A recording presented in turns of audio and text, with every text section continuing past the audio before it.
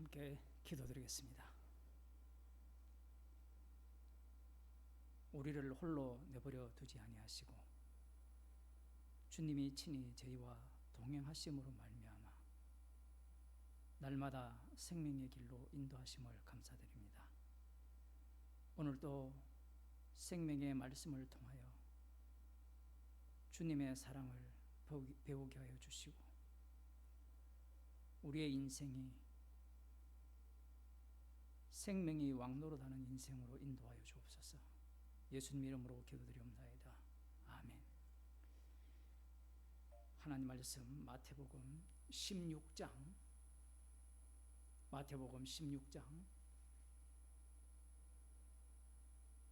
13절에서 20절 말씀을 함께 보도록 하겠습니다.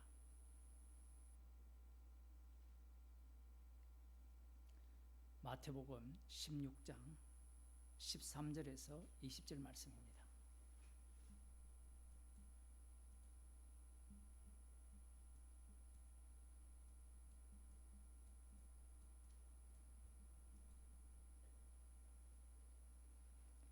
제가 읽어드리도록 하겠습니다.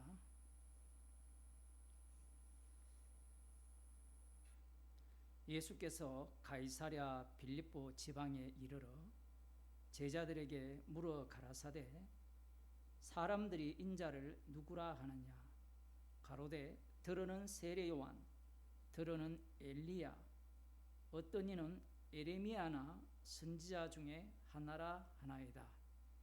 가라사대 너희는 나를 누구라 하느냐 시몬 베드로가 대답하여 가로되 주는 그리스도시요 살아계신 하나님의 아들이시니이다.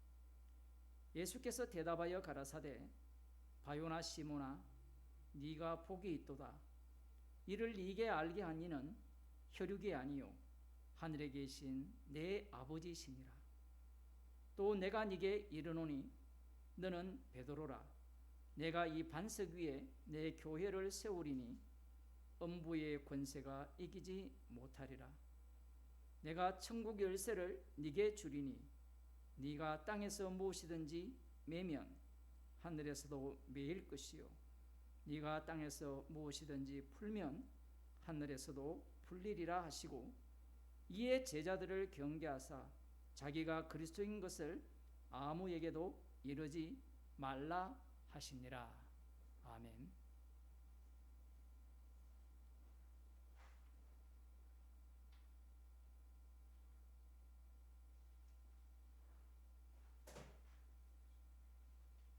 예수님께서 이 빌립보 지역인 가이사랴라는 곳으로 가셨어요. 이 지명이 우리들이 보기에는 별로 중요하지도 않고 그냥 그런 곳이다 이렇게 생각할 수 있는데 이곳이 우리가 들어본 헐몬산 들어보신 적 있죠? 산이라 하면 구약을 보면 산에는 뭐가 있어요? 산당이 있죠. 바알 제단이 있던 곳인데 이후에 그 헬라 마케도니아라고 합니까? 그들이 이곳을 이렇게 차지했을 때는 판이라는 신전을 만들었고 그 이후에는 이곳에 헤롯 대왕이 아우구스투스 황제를 위하여서 또 신전을 만든 곳입니다. 예수님께서 이곳으로 가신 목적이 한적한 곳으로 가시기 위함이냐 아니면 이 지역에 지금 신전이 있는 것을 아시고 가셨느냐 어떤 사람은 한적한 곳은 사실 아닌데 어쨌든 한적한 곳으로 가셔서 제자들에게 말씀하시기 위해서 가셨다라는 그러한 어떤 주장도 있고요. 또한 이곳이 신전이 있는 곳이기 때문에 이 신전과 관련되어서 예수님께서 하시고자 하는 말씀이 있어서 가셨다라고도 볼 수가 있습니다. 왜냐하면 뒤에 보면 예수님께서 교회를 세우겠다라고 말씀을 하시거든요. 이 교회를 세운다라는 것은 인간들 인식으로는 건물 개념이 강해요. 특히 네가 개발하고 그 반석 위에 내 교회를 세운다 했잖아요. 부르심을 입은 자, 부르심을 입은 자를 달리 표현하면 선택받은 자들이죠. 그 선택받은 자들을 우리는 사람들의 모임 이렇게 생각을 하죠. 이전에는 건물을 생각을 하잖아요. 그 유대인들이 생각하는 그 개념이 자리를 잡고 있습니다. 자, 그런 상황에서 지금 예수님께서 질문을 하시는데, 이 제자들과 함께 동행한 지가 한 2년 정도, 거의 3년 가까이 온다라고 보시면 돼요. 곧 십자가에 못 박혀 돌아가시는 그 시기가 다가오는데, 처음부터 너희들은 나를 누구로 아느냐 이렇게 물으신 게 아니에요. 제자들은 예수님과 함께 밀착되어서 함께 먹고 마시고 그들이 눈으로 예수님이 행하시는 기적들을 보고 능력을 보고 친히 가르침을 받고 궁금한 것은 개인적으로 질문을 하고 그러한 어떤 이 관계 속에서 예수님께서 이제 질문을 하시는데, 먼저는 이렇게 질문을 합니다. 지금까지 예수님이 하신 일들을 많은 사람들이 보았을 거 아니에요. 많은 사람들이 보았기 때문에 자기 예수님에 대한 평가가 어떠하냐라는 질문을 하는데, 제자들에게 물어 가라사대 사람들이 인자를 누구라 하느냐 이렇게 질문을 합니다. 이게 왜 중요하냐라고 하면, 지금 인자라는 말이 우리는 익숙하잖아요. 중요한 것은 이 인자라는 말은 사람의 아들인데, 구약에 보면 여호와 하나님께서 에스겔 선지자를 향하여서 인자라고 부릅니다. 수도 없이 불러요. 인자라는 그 명칭, 사람의 아들로 가장 많이 나오는 성경이 에스겔입니다. 에스겔을 인자라고 칭하면서 그 인자에게 말씀을 주시고, 그 말씀을 받은 에스겔이 죄악 가운데 거하는 이 유대인들 속으로 들어가서 하나님의 말씀을 외치면서 그들과 함께 이미 포로로 잡혀왔기 때문에 고난도 받고 있고, 동시에 이 이스라엘 백성들이 심판받는 그 속으로 합류한 그러한 선지자입니다. 거기에 대한 인자라는 호칭이 나오고요, 사람의 아들 이렇게 말을 해도 되고 인자라고 해도 되는데, 또 어디에 나오는가 하면 시편, 우리들이 잘 아는 8편에 인자가 무엇이간데 히브리서에서 인용한 내용이 나오거든요. 단순히 보면 그 인자는 그냥 사람의 아들, 사람이라 이렇게 보이는데, 여기에 유대인들이죠. 제자들은 남은 자들입니다. 바리새인과 서기관만 남은 자들이 아니라 여기 있는 제자들도 남은 자들이에요. 그들도 인자에 대한 이해를 갖고 있어요. 그런데 에스겔을 인자로 부르는 것은 뭐 그냥 그렇다 치는데, 이들이 지금 누구를 기다립니까? 예수님이 질문하는 목적이 뭐예요? 지금 그들을 아시고 있죠. 유대인들이나 제자들이 누구를 기다리고 있는가를 알고 있어요. 누구를 기다리냐라고 할 때는 그들 마음속에 이미 구약을 바탕으로 하여서 현 상황에서 기다리는 분이 따로 있는 거예요. 우리는 정답을 알고 있죠. 그리스도. 단순히 그리스도를 기다리는 게 아니라 이들은 사실 인자를 기다리는 거예요. 그런데 재밌는 것은 어느 누구도 예수님을 인자라 칭하지는 않죠.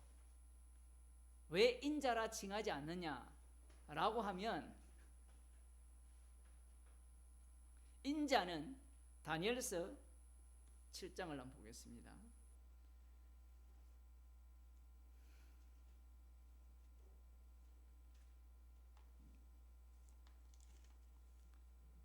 다니엘 7장 13절입니다.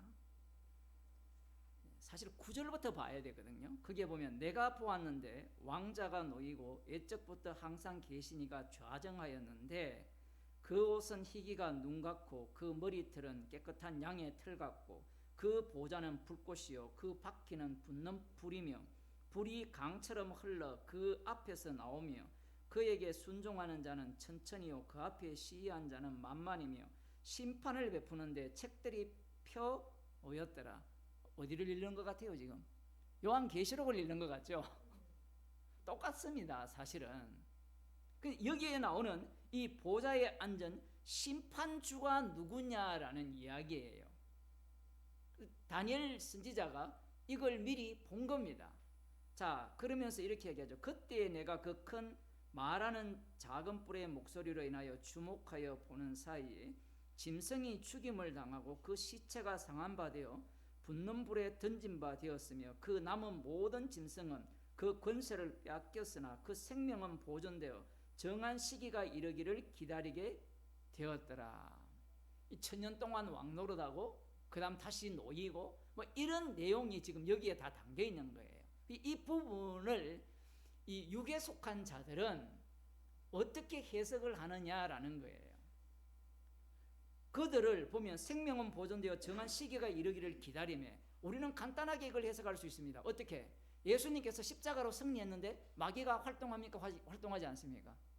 활동하죠. 우는 사자와 같이 할 수만 있거든. 할 수만 있다면 믿는 자도 삼키려고 하죠.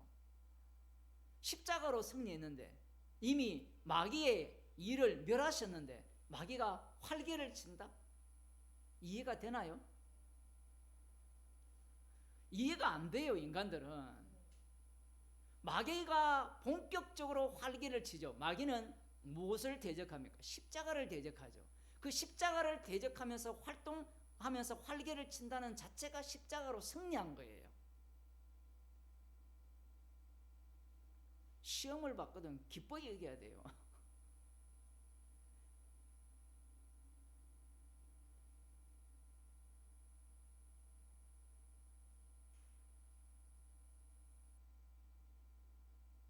13절에 보면 내가 또 밤 이상 중에 보았는데 인자 같은 이가 하늘 구름을 타고 와서 옛적부터 항상 계신 자에게 나와 그 앞에 인도되매 그에게 건세와 영광과 나라를 주고 모든 백성과 나라들과 각 방언하는 자로 그를 섬기게 하였으니 그 건세는 영원한 건세라 옮기지 아니할 것이요 그 나라는 패하지 아니할 것이니라. 인자가 구름 타고 오는데 이 옛적부터 항상 계신 자로부터 나와 그 앞에 인도되어서 건세와 영광과 나라를 그가 다 받게 되는데요. 이분이 누구냐라고 하면 심판주가 돼요. 이 심판주가 마귀를 멸하죠. 우리는 지금 이미 성령 받았기 때문에 방금 그런 해석을 하는데, 유대인들 같은 경우에는 메시아를 기다립니다. 그 메시아를 기름 부음 받은 자라고 하거든요. 그 기름 부음 받은 자를 누구라 칭해요? 그들은 메시아를 기다릴 때 다윗 왕이 기름 부음을 받았거든요. 그 다윗이 다시 약속대로 왕으로 오신다는 겁니다. 그분이 기름 부음 받은 자라는 거예요. 이 기름 부음 받은 자와 인자가 구름 타고 오는 것을 어떻게 연결시키겠어요?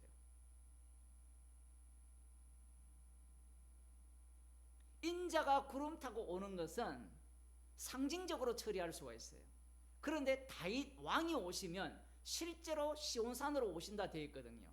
그분이 바로 인자로 불려온다라고 억지 해석을 할 거예요. 왜냐하면 유대인들은 이 인자를 어떻게 봅니까? 구름 타고 온다고 보거든요. 이게 이가 안 맞아요, 이들의 시각에는. 근데 지금 예수님은 인자를 누구라 하느냐 이렇게 질문을 하거든요. 그 킹제임스 버전은 표준 원문을 갖고 와서 그 성경에 그 사본들이 있어요. 옛날 사본들. 처음부터 이렇게 된 게 아니니까. 그 킹제임스 험정역 같은 경우에는 인자된 나를 사람들은 누구라 하느냐 이렇게 번역해 놨어요. 우리 성경에는 인자를 누구라 하느냐 이렇게 번역했잖아요. 뭐 그렇게 하나 저렇게 하나 똑같은 이야기입니다. 예수님은 자신을 인자로 봅니다. 문제는 예수님은 인자로 보는데 너희들은 나를 누구로 보느냐 이 얘기예요.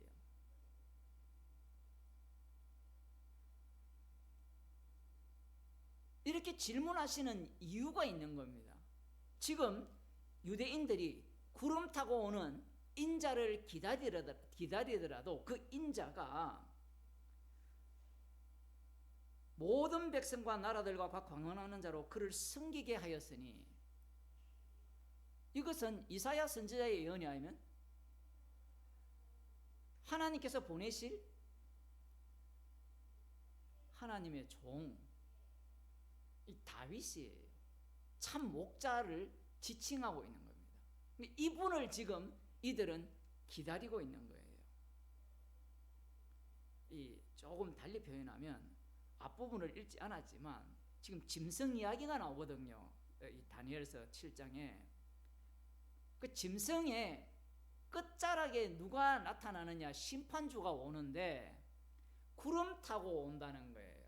그리고 이것과 앞서서 느부갓네살 왕이 꿈을 꿨잖아요. 금, 은, 동, 철과 흙이 섞인 그 신상을 마지막에 떠인 돌이 와서 그들을 박살을 내면서 큰 돌산을 만든다라는 예언이 나와 있잖아요. 그것과 이것을 연결시켜 보자라는 겁니다. 연결시켜 보면 이 구름 타고 오시는 인자가 이 짐승의 나라를 멸망시키고 심판시키고 하나님이 약속하신 이스라엘을 다시 회복시키실 것이라는 거예요. 그러면 떠인 돌은 강력해야 돼요? 아니면 떠인 돌이 신상을 칠 때 박살나야 돼요? 그 짐승의 나라를 이 떠인 돌이 와서 박살을 내려면 금보다 더 강해야 되고 철보다 더 강해야 되잖아요. 지금 감이 오시죠? 어떤 느낌인지. 이들은 다니엘서가 예언한 이 70년 71회의 완성을 기다리고 있는 겁니다. 왜 자꾸 지금 마태복음 하면서 71회를 이야기를 하느냐라고 하면 천국을 이야기를 하고 있잖아요. 지금 이 유대인들은 천국을 기다리고 있는 거예요. 우리는 마태복음을 읽으면서 천국을 안 기다리잖아요. 표현을 하면. 유대인들은 천국을 기다리고 있는데 그 천국은 71회의 완성으로 보는 겁니다. 그러면 71회가 완성이 되려면 누가 와야 돼요? 그들 입장에는 고레스가 기름 부은 자잖아요. 고레스 같은 왕이 와야 된다는 겁니다. 다윗 왕이 와야 된다는 거죠. 그분이 구세주로서 이 메시아로서, 히브리어로 메시아고 헬라어로는 그리스도인데 그분이 오셔서 약속을 성취해야 된다는 거예요. 그래서 예수님께서 지금까지 행하신 일들을 바탕으로, 말씀을 바탕으로 사람들이 다 관람을 했을 거 아니에요. 쭉 보고 들어보면 그 다음 인간은 뭘 해요? 항상 판단을 해요. 판단을. 이게 참 재밌는 거예요. 자기가 판단할 위치에 놓여 있지 않거든요. 심판주가 오셨잖아요. 예수님이 물으시는 이유가 있어요. 그들이 기다리는 메시아, 달리 말하면 메시아를 기다리는 그들에 의해서 예수님이 살해당하거든요. 그분이 인자가 돼요. 그분이 심판주가 됩니다. 다니엘서 이 7장에 나오는 이 심판하시는 분, 그분이 구름을 타고 내려온다 하잖아요. 심판주로 오신다는 거예요. 너희가 본 그대로 오겠다라는 것은, 올라가면 심판주가 되시잖아요. 예수님께서 구름 타고 올라가셨잖아요. 올라가시면 하나님 우편에 가시잖아요. 그러면 심판주가 됩니다. 심판주가 되셔서 오시는 거예요. 오시기 전에 먼저 누구를 먼저 보내요? 성령을 먼저 보내시고, 요한복음에서는 내가 가서 오겠다라고 하죠. 그 성령이 오셨다는 것은 주님이 오셨다라는 거예요. 이 두 가지 요소가 계속해서 같이 섞여 있어요, 성경은. 근데 우리는 그 중에 하나를 골라 잡으려고 하죠. 왜 그렇습니까? 나는 두 개로 갈라지지 않거든. 문제는 육이 있기 때문에 그래요. 지금 이 예수님이 가르치신 이러한 내용들을 이들이 다 듣고 보고 판단을 묻는 겁니다. 너희들 지금 나를 무슨 생각으로 따르고 있느냐, 제자들한테 묻기 전에 사람들이 나를 나라고 표현 안 해요. 다른 이 누가복음 이런 데서는 나를이라고 표현을 했거든요. 인자라고 안 물어요. 그래서 성경마다 특징이 있는, 특징이 섞어버리면 마태복음 자체에서 하고자 하는 말씀이 날아가 버려요. 여기에서는 특별히 인자를 누구라 하느냐라고 질문을 하는 거예요. 상대가 예수님은 인자입니다 답해도 엉터리고요. 나중에 베드로가 주는 그리스도시요 살아계신 하나님의 아들이시다 해도 엉터리예요. 왜 엉터리냐라고 할 때 예수님이 칭찬했으니까 엉터리가 아니지 않습니까? 뒤에 가보면 주는 그리스도요 살아계신 하나님의 아들이라는 그 개념 자체가 십자가 없는 주예요. 그 그리스도가 어떤 그리스도냐라고 할 때 다윗이 죽었어요, 안 죽었어요? 안 죽고 약간 쫓기고 고난 당한 것 뿐이잖아요. 그런데 이 다니엘 9장을 보겠습니다. 9장을 보면 하나님께서 이 70년을 71회로 바꾸시는 그 말씀이 나오거든요.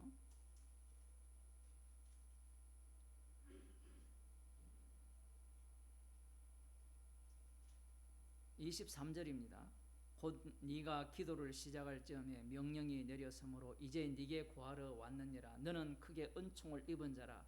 그런즉 너는 이 일을 생각하고 그 이상을 깨달을지니 네 백성과 네 거룩한 성을 위하여 71회로 기한을 정하였나니.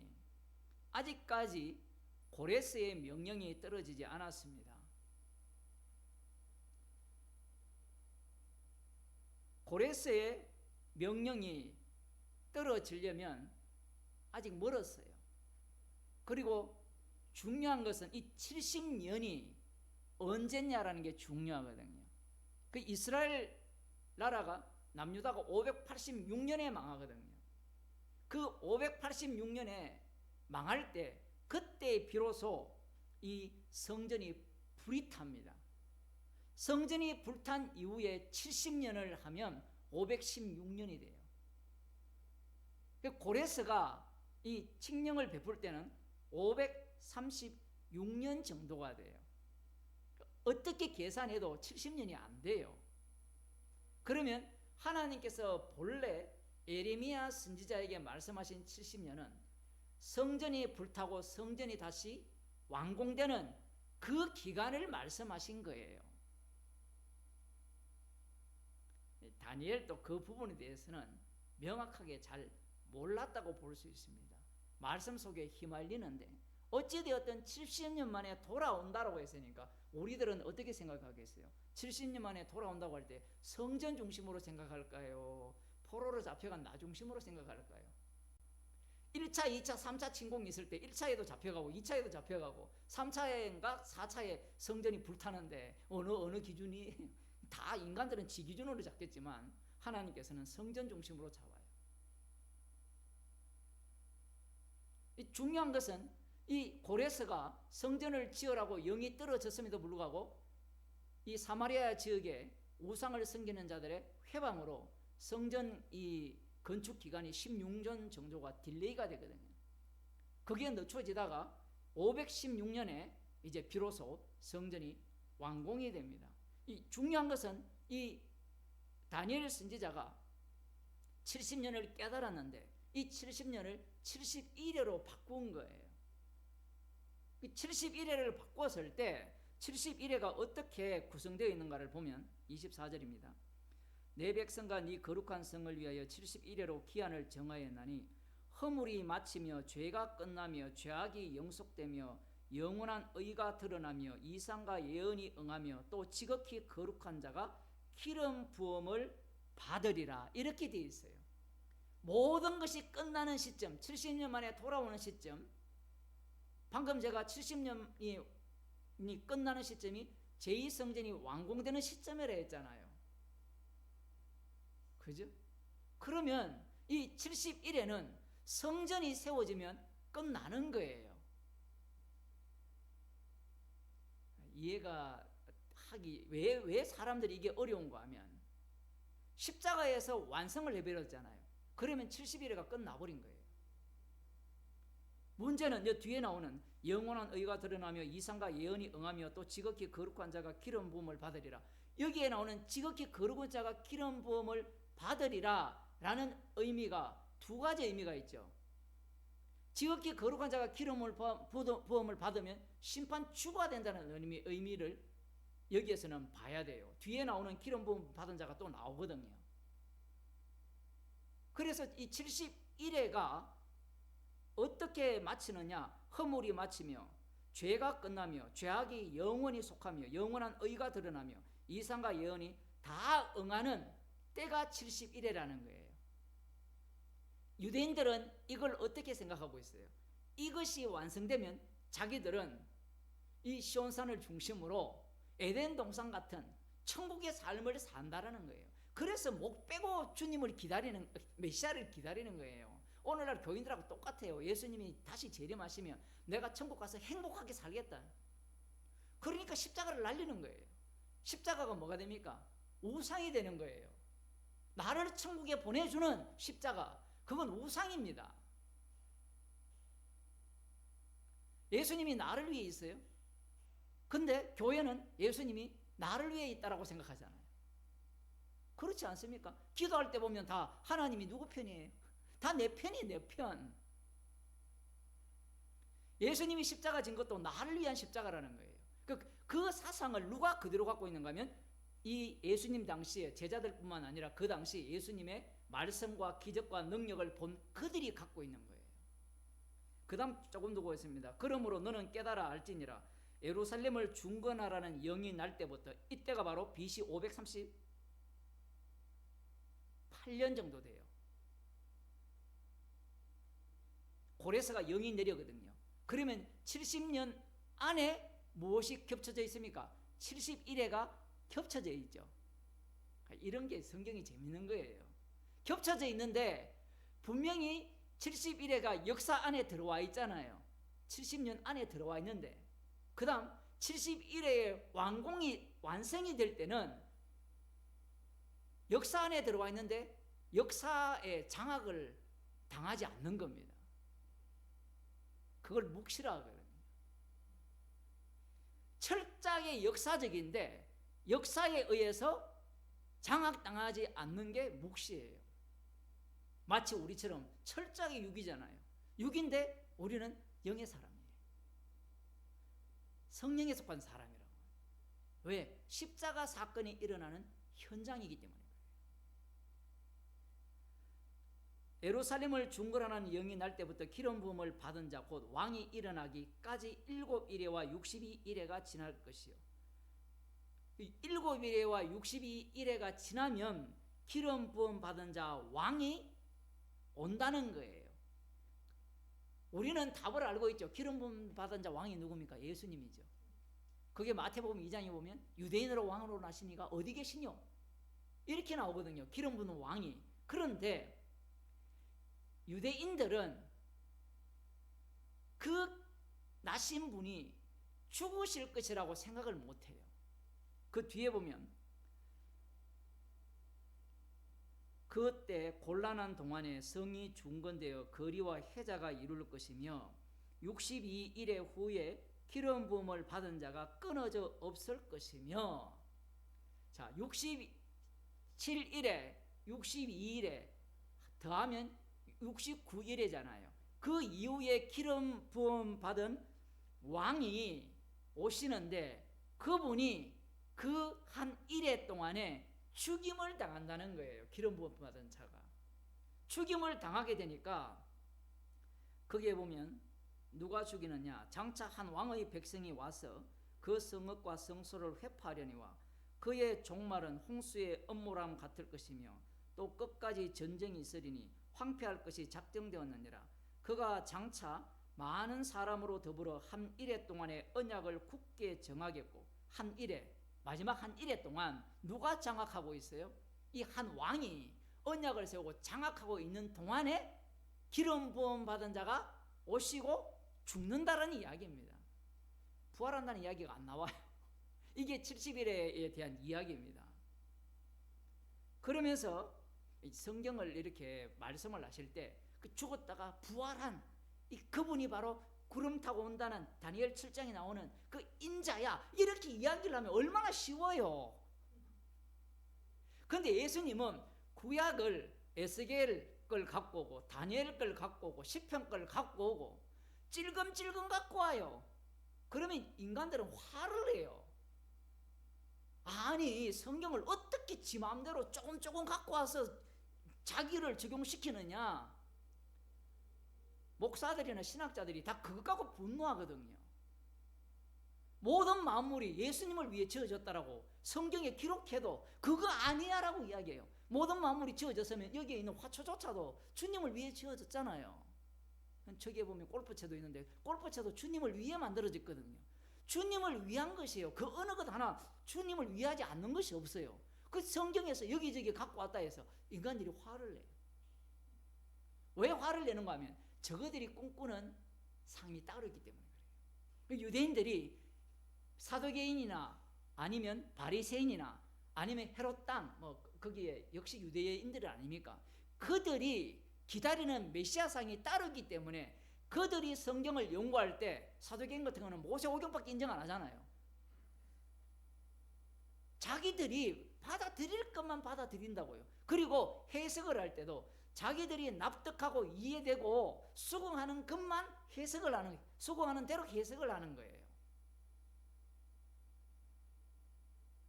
여기에 보면 그 일회의 절반에, 이 절반이라는 말은 절반 후에라는 표현도 있고 표현이라고 보통 해석을 하는데 그 안이라고 표현할 수 있고 한 일회면 끝나잖아요. 그죠? 이렇게 해석이 어려운 거예요. 일회의 절반에 뭐 1회 후에, 절반 후에, 그 3년 반 후에 인간들이 막 해석하는 3년 반 후 이렇게 하잖아요.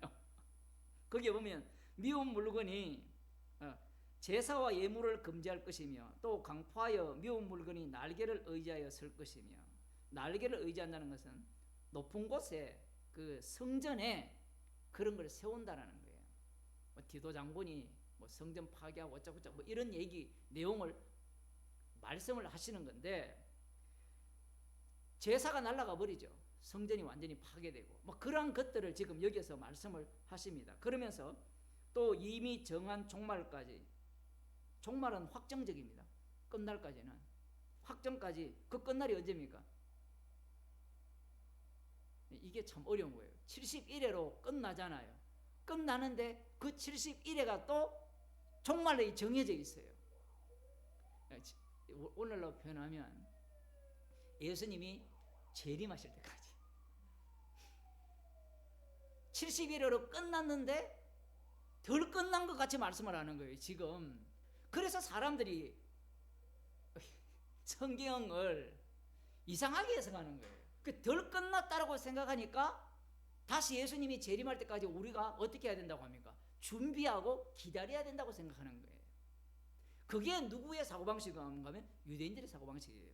여기에 보면 진노가 정한 종말까지 황폐케 하는 자에게 쏟아지리라. 그 히브리어 성경을 보면 황폐케 하는 자가 완전히 그 곳을 황폐케 해버리면서 그도 황폐케 될 것이라는 거예요.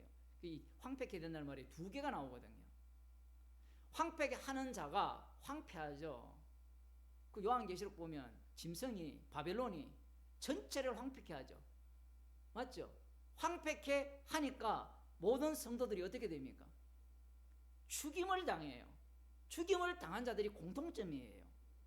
하나님의 어린 양과 하나님의 말씀으로 인하여서 죽임당한 자들이 그 시대를 사는 자들이에요. 그 황폐케 한 자가 최종 심판을 받죠. 그러면 그 최종 심판이 언제 이루어지느냐라고 하면 이미 십자가에서 다 이루셨다는 거예요. 이 두 개를 끼워 넣으려고 하면 불가능합니다. 그러면 이 두 개를 말씀하시는 두 개를 통하여서 뭘 이야기하느냐면 십자가를 전 거예요. 십자가 앞에 죄인 되면요 감사하지 않습니까? 아무리 그걸 상상하고 여러분이 연구를 해서 답을 내놔도요 답을 못 내놔요. 지금 이 다니엘서에서 이러한 예언이 있고 앞서 말씀드린 것 같이 떠인 돌이 와서 그들을 다 금과 은과 철 이거 다 박살내면서 태산을 이룬다라는 이런 말씀의 의미를 예수님을 본 자들이 평가를 하는 거예요. 그걸 바탕으로 했어요. 그래서 인자를 누구라 하느냐? 예수님은 자신을 정가고 있죠. 자신이 인자라는 거예요. 그 인자가 바로 그리스도라는 겁니다. 그러면 그 그리스도를 방금 다니엘서에 넣으면 어떻게 됩니까? 죽임을 당하죠. 그러면 죽임을 당하는 것이 아니라 마태복음에서 인자라고 표현한 말씀이 굉장히 많이 나와요. 그 중에 하나가 인자를 표현할 때 표적을 구할 때 인자가 밤낮 사흘 동안 땅속에 있으리라. 그리고 인자가 아버지의 영광으로 심판하러 오겠다라고 이야기를 해요. 그분이 누구입니까? 그리스도라는 거예요. 그래서 뒤에 베드로가 주는 사실은 성경에는 주가 아니에요. 당신은 이라고 되어 있거든요. 퀴리오스 단어를 쓰지 않아요. 마태복음에서는. 당신은 그리스도시요 살아계신 하나님의 아들. 말은 다 맞아요. 말은 다 맞는데 그 그리스도를 인자로 연결이 안 돼요. 그리스도를 인자로 연결해버리면 다니엘서는 기름 부음 받은 자가 오고 죽죠. 그죠? 그 죽은 분이 구름 타고 와요. 붕붕 뛰는 겁니다 지금. 예수님이 베드로를 칭찬하는 이유가 거기에 있는 거예요. 이를 알게 하니는 베드로는 몰라요. 모르는데 그 알게 되면 시제가 어떻게 되어버리는 거면 성령 받게 되면 알죠. 그 전까지는 몰라요. 근데 주님 쪽에서는 주님과 동행하기 때문에 안자로 취급을 해요. 아브라함도 마찬가지죠. 아브라함이 믿음 하나도 없었잖아요. 나중에 이삭을 바치는 믿음을 보이는데 그 믿음은 선물이죠. 지금 예수님은 자신이 누군지를 알고 계십니다. 그 인자인 나를 누구라 하느냐 물었을 때 제자들이 이렇게 이야기하죠. 사람들이 들으는 세례 요한. 왜 세례 요한이라 하느냐 할 때는 이미 앞서서 세례 요한이 죽었다가 살아났다 뭐 이런 얘기가 슬랑슬레 되잖아요. 그 헤롯 왕이 쫄고 뭐 이런 이야기가 나오는데 이 세례 요한이라고 사람들이 왜 하느냐? 그다음 들으는 엘리야라고 하고 어떤 이는 에레미야라고 그다음 선지자 중에 하나 이렇게 이야기하거든요. 지금 이들의 공통점이 뭐예요? 공통점이 자 선지자들 중에 한 사람이라 그다음 에레미야 그다음 엘리야 그다음 세례 요한 이들의 공통점이 뭐예요? 모두가 다 누구와 관련되어 있어요? 누구와 관련되어 있죠?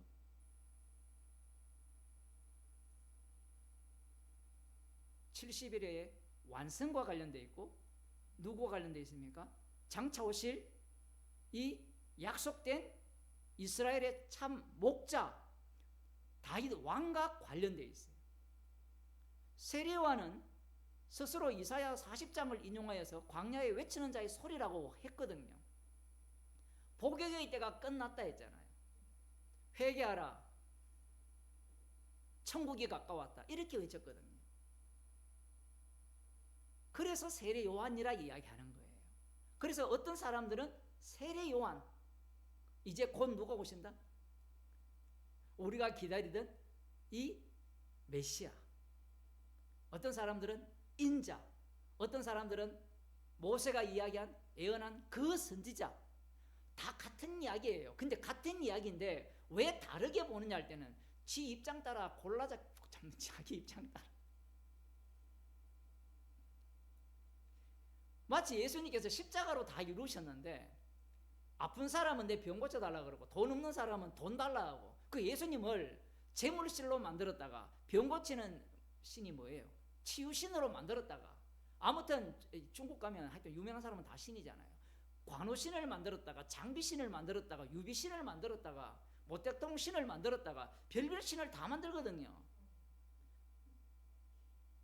예수님에 대해서 이렇게 자꾸 생각하는 이유가 뭔가 하면 자기가 답을 갖고 있는 거예요.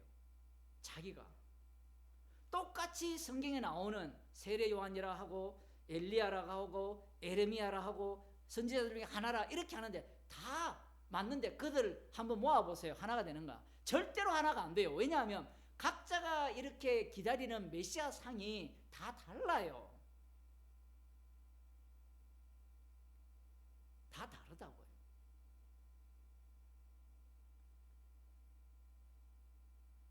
바리새인과 서기관들은 메시아가 오면 자기들을 어느 자리로 갖다 줘야 됩니까? 2인자 자리, 우편 자리, 좌편 자리, 이걸 원하지.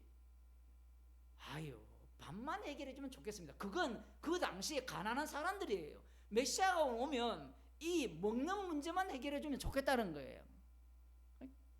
그 용산역 그 가면 다리 밑에 텐트톤이 있잖아요. 그 집이 없는 사람들 혹시 아세요? 네. 그런 사람의 소원이 뭘까요? 그 인터뷰하면 빨리 월세라도 얻어서 여기를 떠나는 것이다. 물론 낙천적인 사람은 나 여기 살다가 죽겠다는 사람도 있지만 자기 꿈이 다 다른 거예요. 꿈이. 왜냐하면 자기의 형편이 다르기 때문에 그래요. 이 교회 오는 사람들을 보면 자기의 그 바람이 따로 있잖아요. 자기가 원하는 바가 따로 있어요. 그래서 십자가만 전하면 화를 내는 거예요. 왜 내 소원을 안 들어주느냐 이겁니다. 대부분 교회 오는 사람들은 목사를 자기 종 만들려고 오잖아요. 내 마음에 드는 인형이 되어라. 그러니까 목사들이 암에 걸리고 병에 걸려서 빨리 죽는 거예요. 그 사람들 말 들어주려고 얼마나 애를 씁니까? 참아야 되거든요. 그 목사들이 목사끼리 모이면 뭐합니까? 교인들 욕을 쏟아내거든요. 우리 거기 저기 문정에 있던 그 2층에 그 목사도 아니 충격받았어요. 나는 모르겠어요. 내가 너무 이 중국에 오래 있어서 그런 세계를 못 봐서 그런지.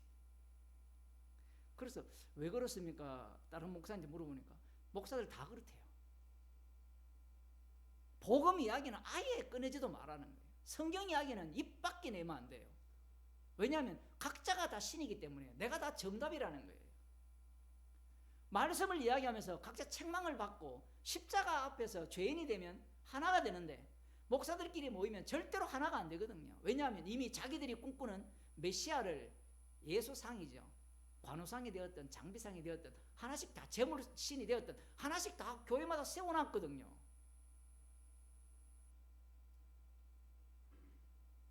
사람들이 이 답변들이 이렇게 이야기합니다. 그들은 정치적 메시아를 원했다. 말은 맞죠. 저는 정치적 메시아를 라는 표현도 맞지만 그건 너무 비하겠다라고 봐요. 그들은 각자 원하는 메시아를 원한 거예요. 각자 원한 메시아. 12 제자 중에 야고보와 요한이 예수님 앞에 한 자리 달라 했잖아요. 나머지 제자들도 다 그걸 노리고 있었잖아요. 만일에 그들 제자들 중에 어떤 사람이 계속해서 이 질병으로 고통당한다 그러면 그의 소원이 뭘까요? 한 자리 그거 필요 없어. 지금 나 이 현실 문제를 당장 해결해 달라고 하지 않겠어요? 단순하게 정치적 메시아를 원한 게 아니라 구약을 읽으면서 나름대로 다 묵상을 할 거 아니에요. 묵상을 하면서 인간이 하나가 돼야 안 돼요. 바리새인들끼리 다 모여 있어도 하나가 안 돼요. 왜냐하면 각자가 다 노림수가 따로 있잖아요. 왜냐하면 메시아 왕국이 오면 다윗 왕국 같은 왕국이 건립될 것이라 생각하고 모든 열국이 조공을 갖고 올 때 그러면 나는 어느 자리에 가느냐에 관심을 둘 거 아니에요. 눈앞에서는 서로가 어떻게 이야기합니까? 막 겸손을 떨고 어쩌고 저쩌고 나오지만 그 속은 탐심이 가득한데요. 지금 여러 세례 요한이다, 뭐 엘리야다, 어떤 년은 에레미야다. 에레미야 같은 경우에는 70년을 예언을 했잖아요. 70년 만에 돌아올 거라는 이 약속. 그게 71회로 바뀌었잖아요. 그것을 생각했다라고 볼 수 있습니다. 선지자들은 모두가 다 뭐 이사야 선지자도 마찬가지고 그들은 뭘 전했습니까? 약속을 전했죠. 메시아가 올 것이라는. 뭐 엘리야 같은 경우에는 말라기에 보면 엘리야가 온다 했잖아요. 그것과 다 연관이 되어 있는 거예요. 달리 표현하면 그들이 소망하는 천국을 기다리고 있는 거예요. 인자는 죽기 위해서 왔었거든요. 인자가 만드는 천국은 어떤 천국이에요? 십자가 피로 만들어진 천국. 그러면 십자가의 피만 자랑하는 천국, 자기가 부인되는 천국, 내 탐욕이 낱낱이 드러나는 곳이에요. 전혀 다른 천국이에요. 지금 예수님께서 나를 누구로 하느냐? 그 떡 7개와 여러 마리의 물고기로 4,000명을 먹이시고 뭐 이러한 표적들을 보여주셨을 때 왜 보여주셨냐 할 때 지금 이걸 노리는 거예요. 자, 내가 말씀을 전하는데 그들을 귀는 닫혔죠. 눈은 감겼으니까 하나님 아들을 눈으로 봐도 못 알아보죠. 심판적으로 못 알아봐요. 예수님의 말씀이 다 불이거든요. 불, 심판의 불이단 말이에요. 그게 불로 안 보인단 말입니다. 예수님이 표적을 보여준다 했죠. 제가 표적을 어떻게 3단계로 연결했잖아요. 기적인데 그들이 생각하는 표적, 메시아로 표적. 그 다음 그들이 표적이라고 생각하는 그 표적이 십자가를 전가하는 표적. 예수님이 그렇게 행하심으로 말미암아 이들의 본 모습이 누구와 동일하다라는 겁니까? 네가 하나님의 아들이면 돌로 떡덩이를 만들고 뛰어내려서 말씀대로 상하지 않고 천하 만국과 근사의 영광을 네가 가져야 된다라는 거예요. 네가 하나님의 아들이면. 그걸 기다리고 있는 거예요. 그럼 이들은 예수님을 제쳤잖아요. 세례 요한이라 했으니까 왜 세례 요한이라 했을까요? 왜 엘리야라 했을까요? 왜 에레미야라 했을까요? 왜 선지자 중에 하나라고 했을까요? 아무리 우리들이 봐도 우리의 커트라인에 너는 메시아가 아니라는 거예요. 그들이 증거한 그 커트라인에 너는 도달 못했다는 겁니다. 너는 도달 못했기 때문에 너는 메시아가 그리스도가 아니라는 겁니다. 날카롭죠. 답을 갖고 있기 때문에 그래요. 예수님을 따라다니는 그 많은 사람들이 바본가 아니에요. 바리새인 서기관만 성경을 잘하는 게 아니라 이들도 성경을 너무 잘 알아요. 사마리아 여인을 한번 보세요. 성경을 꿰뚫고 있잖아요. 여러분 충격적이지 않습니까? 남편을 그렇게 많이 두고 있는데 성경을 그만큼 알면 이해가 안 되잖아요. 그 살아가는 세계 자체가 그렇게 살면서도 소망하는 바가 있다라는 거죠.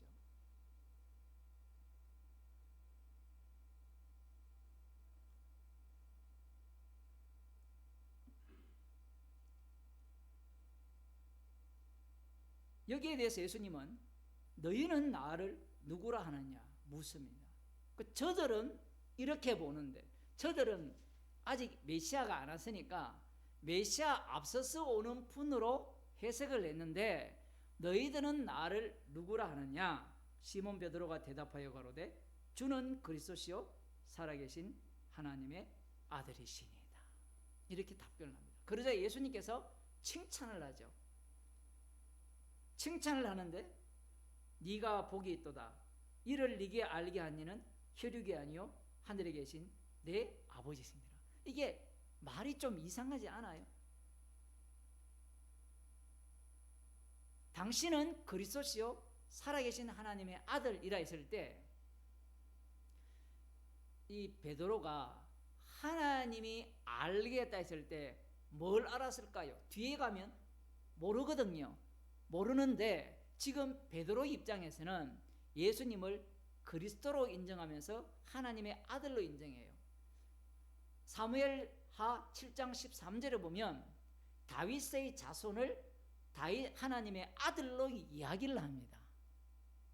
그래서 지금 베드로의 생각에는, 베드로 입장에서는 예수님을 보아하니까 바로 그분이라는 거예요. 그분 누구? 다윗 왕이라는 겁니다. 다윗의 자손으로 오신 다윗 왕. 기름 부음 받은 자가 다윗 왕이잖아요. 그래서 예수님을 그리스도라는 겁니다. 그리스도. 이 머릿속에 다니엘서 9장에 예언되었던 기름 부은 자가 오시고 그가 죽임을 당하고 이 내용이 있어요, 없어요? 베드로의 고백 속에 그게 없는 겁니다.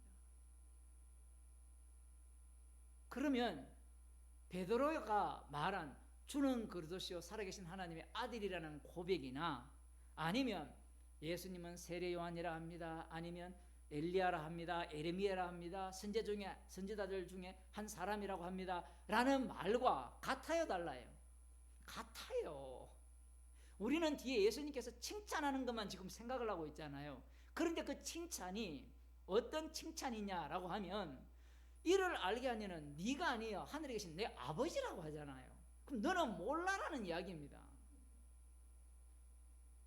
너 입을 통하여서 내가 누군지를 발설하게 했고 그러면 너는 뭐냐는 거예요. 너는 나를 뭘로 봐요? 저들이 세례 요한입니다. 엘리야입니다라는 그들과 똑같이 나를 보고 있다라는 거예요. 무엇이 없습니까? 십자가가 없는 겁니다. 예수님께서 이렇게 물으시는 목적은 이들이 누구와 같은 한 통속이냐라는 거예요. 악마와 한 통속이라는 거예요. 그들은 구약에 약속된 이 메시아, 목자, 그분이 자기를 위해 온다라고 생각을 한 거예요. 그런데 아버지께서 아들을 보내신 것은 아버지와 아들과의 언약을 성취하기 위해서, 달리 말하면 아들이 십자가에 못 박혀 죽고 부활하여서 심판주가 되기 위해서 세상을 만들었고 이스라엘을 만들었고 약속을 주었고 그 아들을 보내신다라는 거예요. 구약 이스라엘을 보면 똑같아요.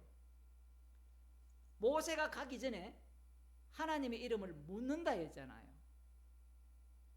이게 순서가 참 재밌어요. 누가 보냈느냐? 여호와가 보냈다라고 할 때 그 여호와가 이스라엘 입장에서는, 출애굽한 이스라엘 입장에서는 우상 여호와로 드러나는 과정이 40년 광야길이에요.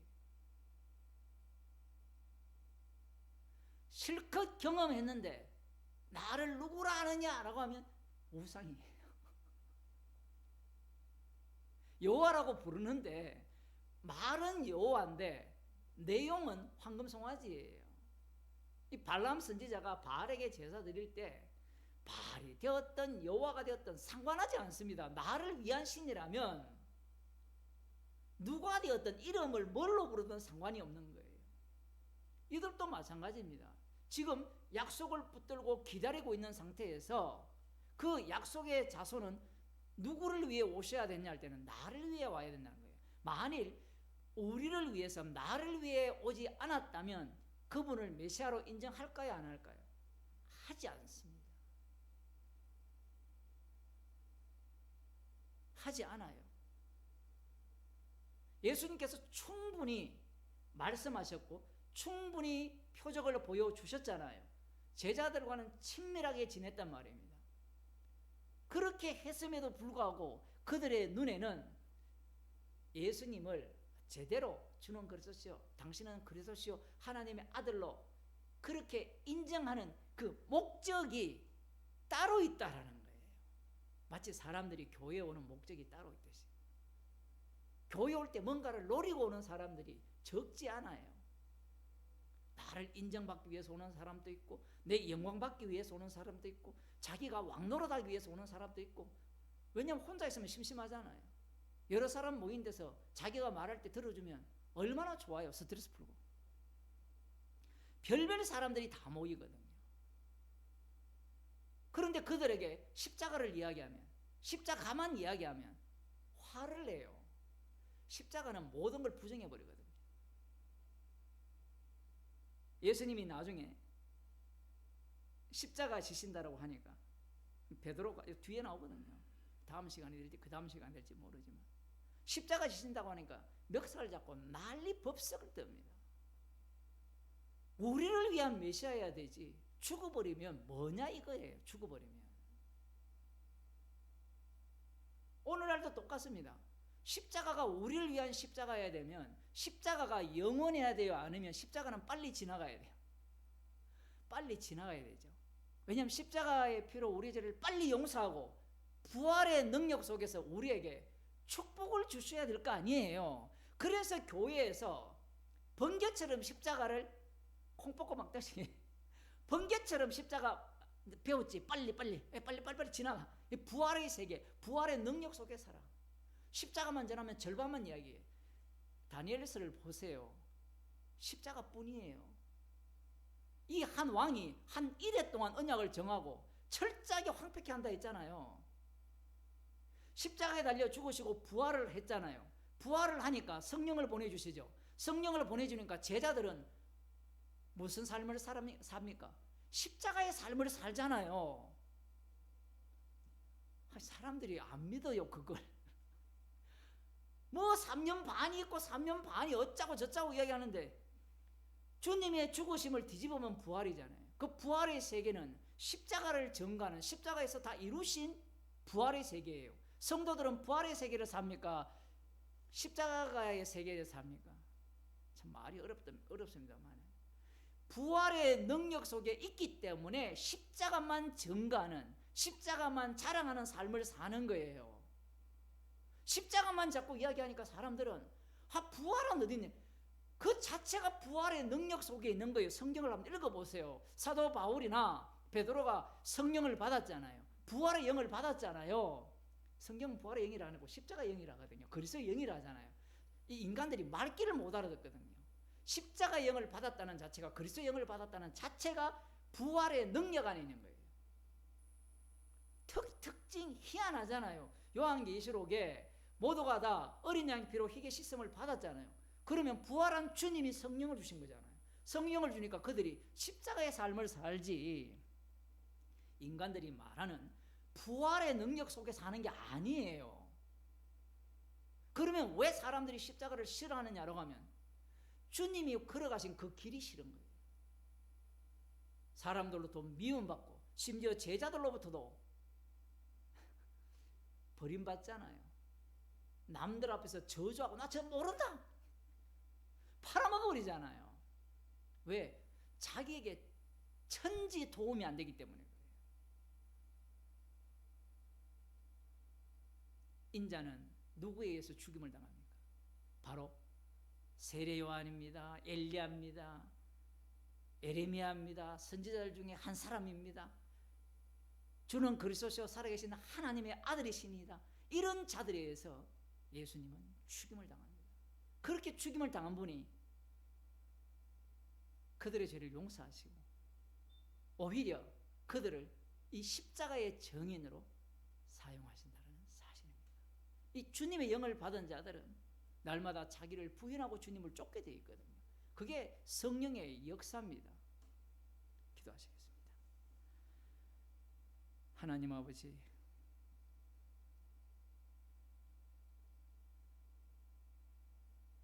인자로 오셔서 인자됨을 인하여 심판하는 권세를 가지신 주님께서 저희들을 긍휼히 여기셔서 십자가 안으로 불러주심을 감사드립니다. 우리의 원하는 바는 날마다 십자가 앞에서 부정되게 하시고 십자가에서 다 이루신 주님만을 자랑하며 십자가의 정인으로 살아가는 저희들이 되게 하여 주옵소서. 예수님 이름으로 기도드리옵나이다. 아멘. 하늘에 계신 우리 아버지여, 이름이 거룩히 여김을 받으시오며 나라에 임하시오며 뜻이 하늘에서 이루어진 것 같이 땅에서 이루어지이다.